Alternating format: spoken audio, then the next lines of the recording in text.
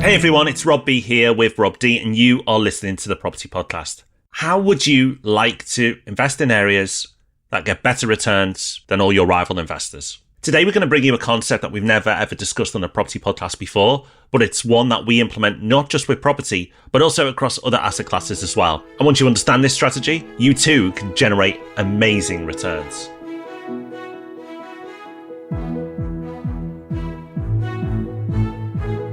Welcome to the Property Podcast. Thank you for joining us. In case you don't know, we run a business that buys more than £100 million worth of property every year. You can find out about that at propertyhub.net/invest. And today we're going to share a strategy that is proven to generate great returns and has done so for some of the best in the world.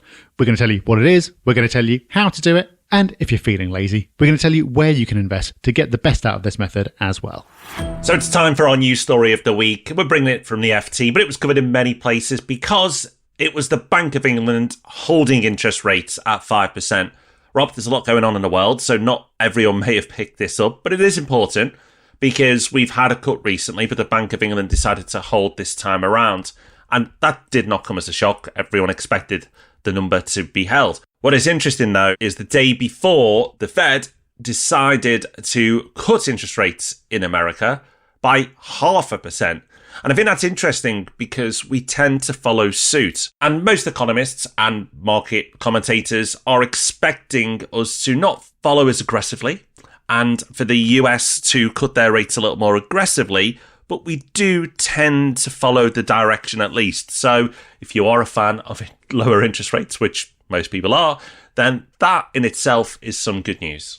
Yep, we're in a rate cutting cycle. It's official. Those emails you've been getting every month telling you that the interest rate in your savings has gone up, those aren't going to be coming anymore. They're going to be going back down the other way, at least if the market at large is correct. But yes, it was a big cut in the US, and the chairman of the Fed, who's been very cautious and measured and careful in his remarks over the last year or so. I think central banks are caught out by inflation. They were too slow to act. They've been feeling a bit embarrassed, not wanting to say anything definitive. That's changed now. The Fed was very well telegraphed. They're talking about more. Even Andrew Bailey, who has absolutely mastered the art of talking without saying anything whatsoever, has hinted heavily at the next Bank of England cut to come in November, which is their next meeting. Never say for sure. But it seems likely that we'll end the year with rates lower than they are now.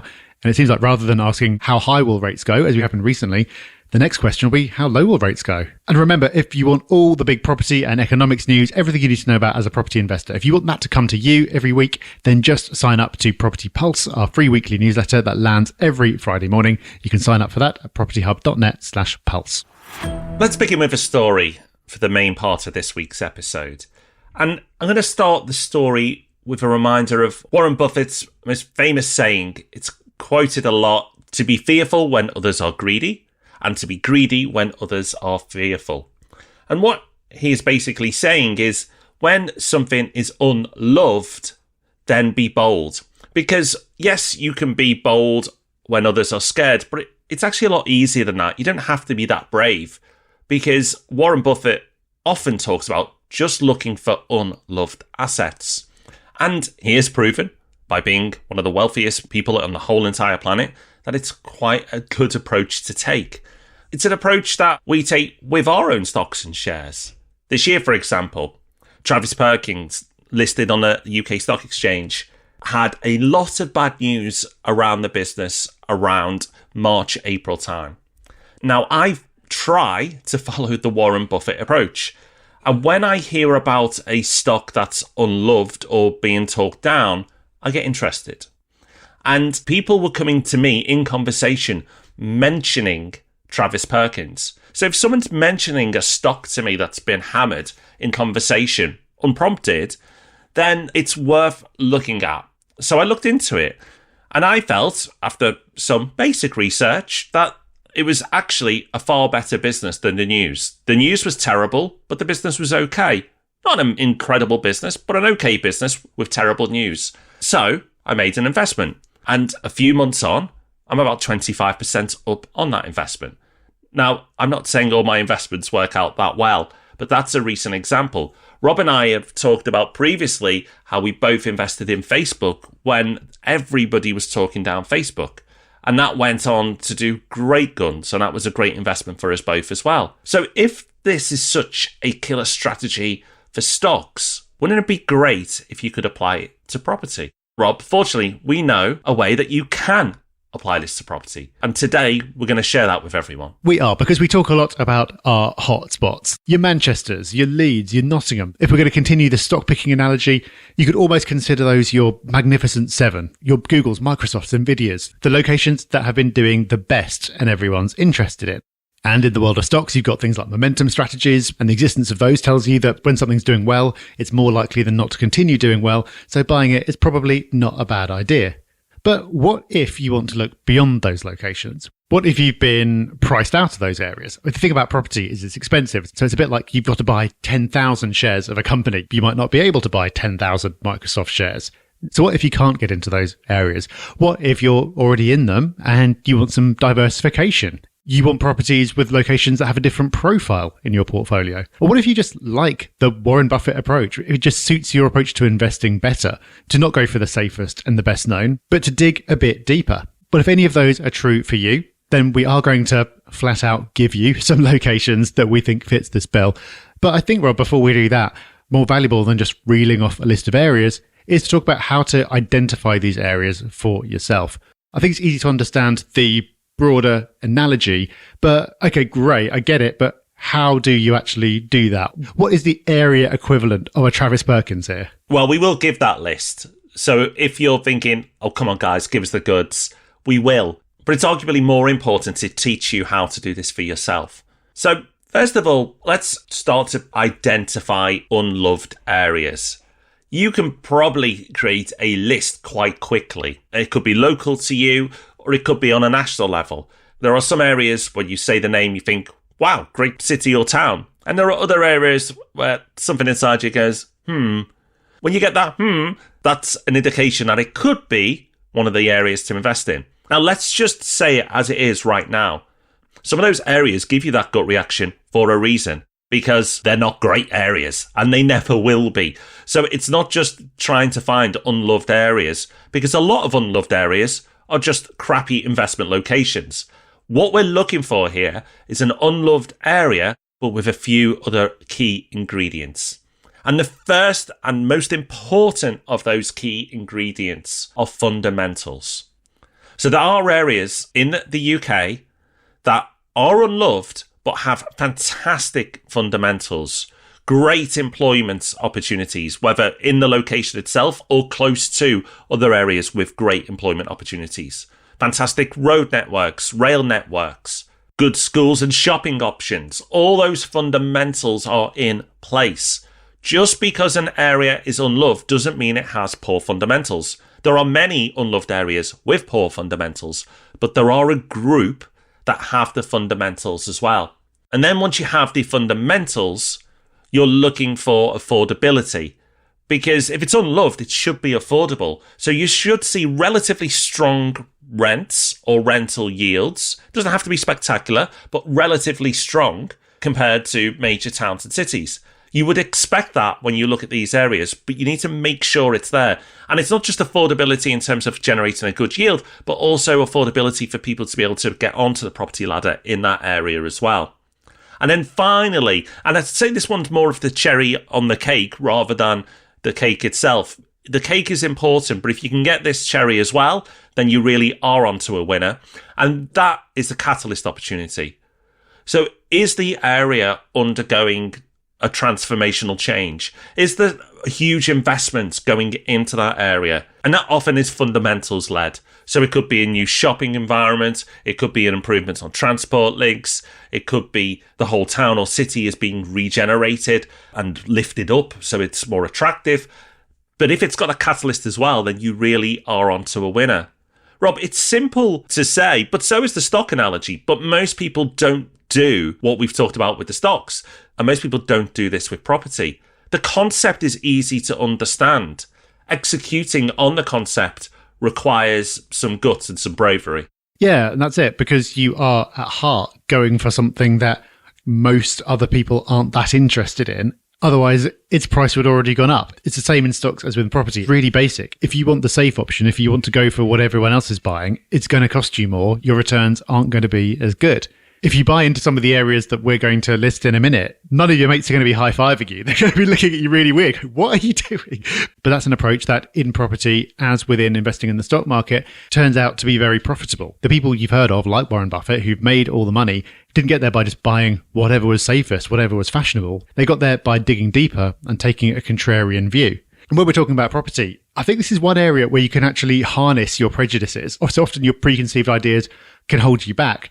But if you've got like a, not even negative, but just, I don't know what word to use, but just like a, kind of view of an area, then that can often be a sign that it's somewhere you need to dig into. This is easier as well, I think, if you are from the south and looking to invest further north.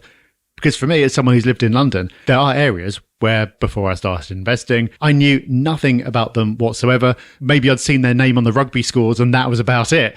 And so I never would have crossed my mind to invest there. And it's only when I started learning more, talking to other people in the business and actually going and doing the research that, oh, these are really great opportunities. So I think having preconceived ideas is generally in life not a good thing. But in this case, anything that you're shying away from, that could be a signal. That's exactly where you should be digging in deeper. It is, but we acknowledge it's hard because you do have those preconceptions and you have to overcome them.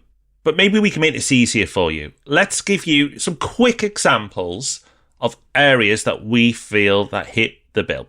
And this is the bit most people want. They want the good stuff. They want to know, where should I be looking at now? Where should I open my tabs on my browser to start researching? Well, let's give you a handful of examples. But remember, there are more. Let's kick off with Preston. Preston, a great city. And it's not that there's anything wrong with Preston. It might be that it's just not that well known to people outside the area, or it's not that sexy as an area, but it's a brilliant investment opportunity. Transport links are phenomenal. It's on the West Coast main line, employment galore around it, great transport links into other areas as well, like Manchester and Liverpool and so on. Great universities, just so much going for it. But you don't hear it in the conversation with other great cities like Liverpool and Manchester and Leeds and all the other places we talked about before. But Preston should be. I feel like this is one of those areas that it won't take long before it changes. Another example would be Bolton.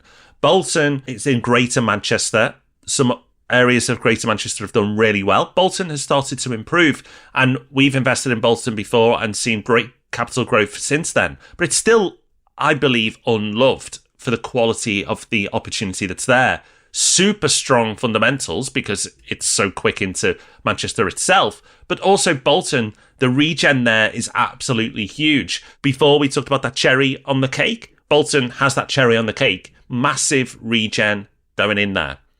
But sometimes it's easy as just finding great commuter towns, looking at a place that's between two cities and going, wait a minute, all the fundamentals are here, but nobody's loving this area.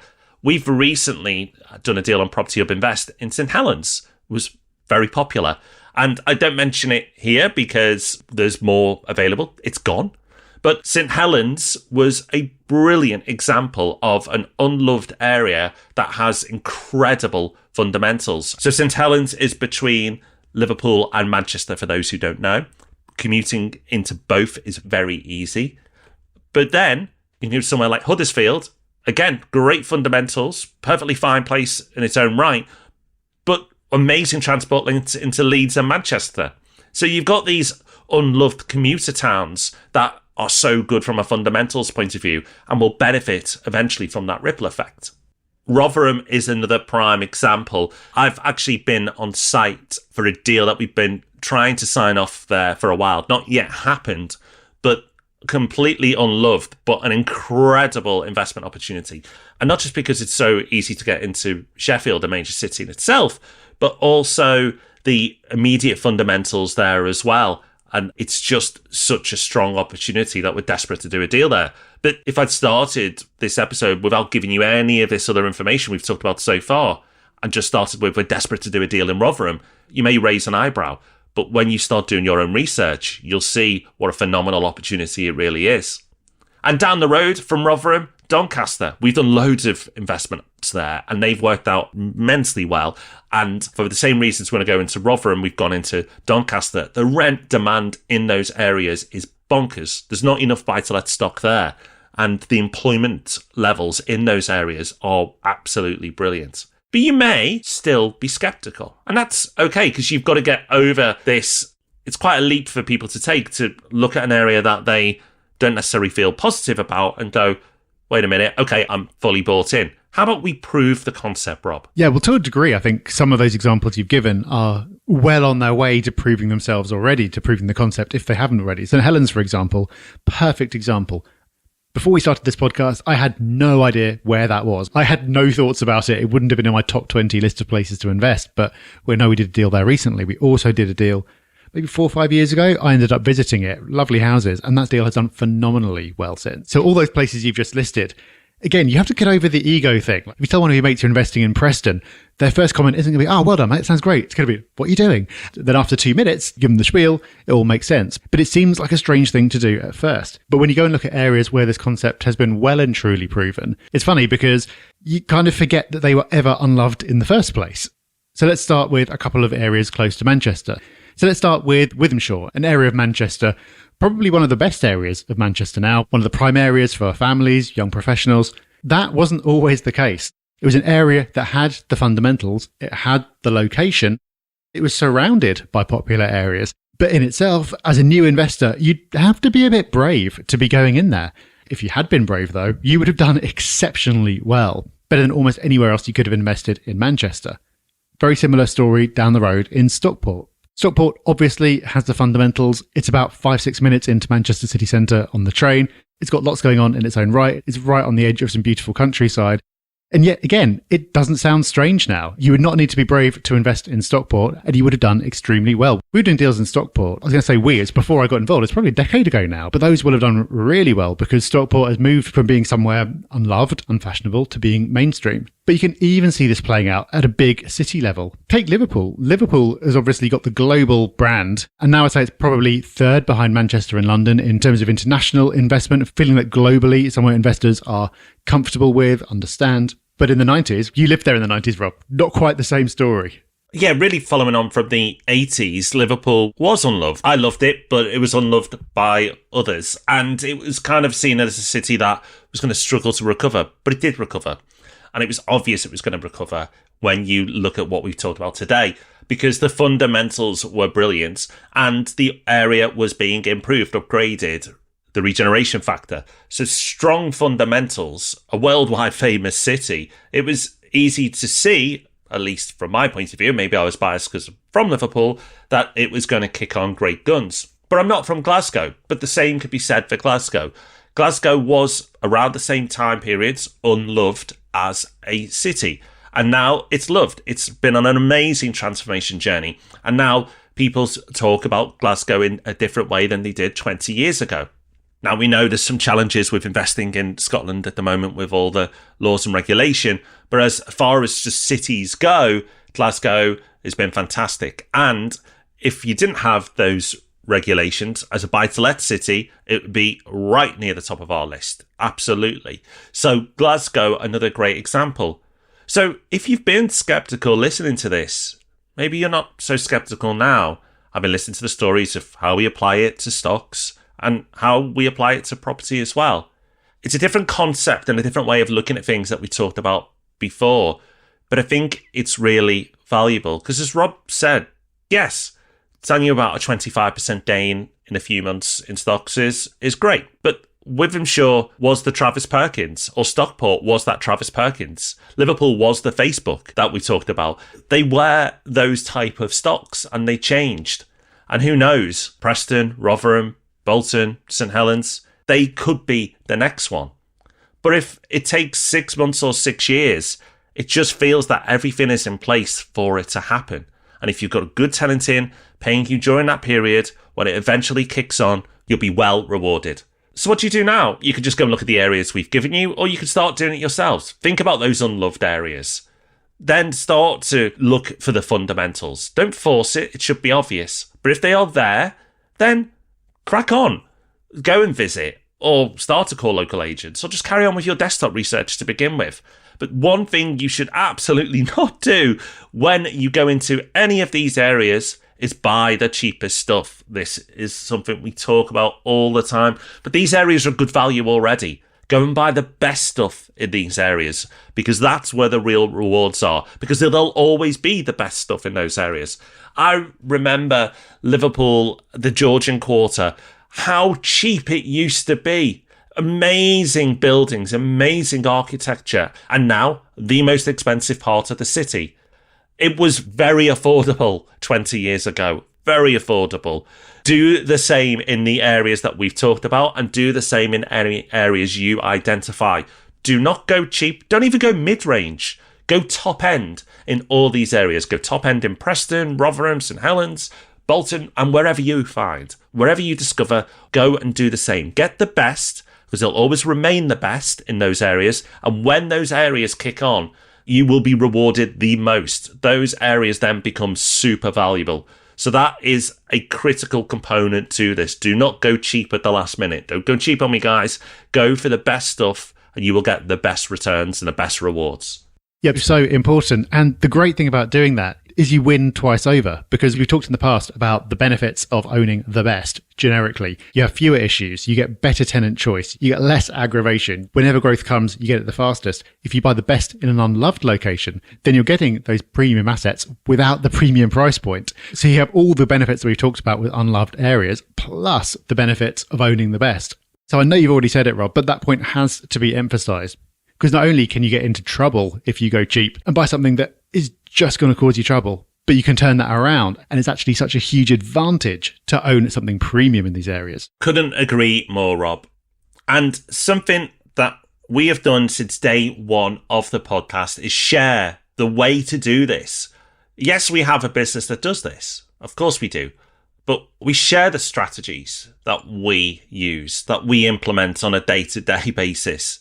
And hopefully now you've got the confidence to do it yourself. But if you don't have the confidence all the time, which is what applies to a lot of people, because we know a lot of people who listen to this are super busy, then maybe you do want to check out Property Hub Invest. So go to propertyhub.net/invest, because this is what we do. But we will always give all the info, all the knowledge for free. We will never hold back. But if you want a partner to work with who does it, check out Property Hub Invest. Okay, time now for Hub Extra, the part of the show where we like to end by giving you a little bit more, a resource, a tip, a tool, something that's improved our lives in some kind of way. And this week I brought something along, which is a bank account. I opened an account with Chase. Now, I didn't actually know that Chase was in the UK. I thought this was a US bank. The reason I signed up is that my main account is with Metro Bank, and previously they didn't have any fees on overseas spending. So if you go abroad, you spend in euros or whatever, they will just convert it at whatever the standard rate is. They won't apply a markup. That has just changed. So I needed an account to use when I'm overseas, so I don't end up paying those fees. You could do this with the likes of Revolut and all these neobanks, but I'm a bit old-fashioned. I wanted a proper bank. So I went looking at what other people were using. Chase was highly rated. And so the reason I'm remarking on this is two things. Firstly, it's an option where if you travel, you don't get charged fees. That's great. But also, opening the account, I'd procrastinated on this for ages because I thought it would be a giant pain. But I did it all through the app on Saturday night. It took me about 10 minutes. There was no paperwork, didn't have to wait for a card in the post or anything, went straight onto Apple Pay, and I was paying for breakfast with it on Sunday morning. So I know this sounds like an advert. It's not being compensated in any way. There's no referral code. But I just wanted to share a positive banking experience, because when does that ever happen? Not very often, Rob, but I can add to it. Starling Bank, I think, offer the same. I've got Starling, and I actually use Wise, which used to be TransferWise, which is similar to Revolut. So I can't believe I'm using the funky neobanks, Rob, and you're going traditional. I'm the cool one when it comes to banking, it appears. So whatever option you choose, there are some good options. Don't just accept the crazy fees that some of these banks charge, and terrible conversion rates as well, I might add. Terrible rates, some of them. All the options there will be a lot better than most of the traditional banks that you probably use. So do check them out if you like to travel frequently. So that is us done for this week. Just before we say goodbye, a quick shout out to listener Graham, who got in touch to say, I started my journey in property in 2021, laid out my business plan while on holiday, came home, bought my first property. I work full-time and run a business in order to fund deposits for purchases, and I've since got to 8 properties and I want more. I find your podcast very useful and informative. How about that? 8 properties since 2021, and importantly, not just because he had a pile of cash and wanted to know what to do with it, but working full-time and running a business to fuel the growth of his portfolio. That, for me, is what it's all about. It's not about using property to get rich quick, but it's about putting in the work so property can work its magic over the long term, which I'm sure is what's going to happen to Graham. Well done, Graham. That really is us done for this week. Thank you for listening. Have a great week. We'll see you next time. Bye-bye. Bye-bye.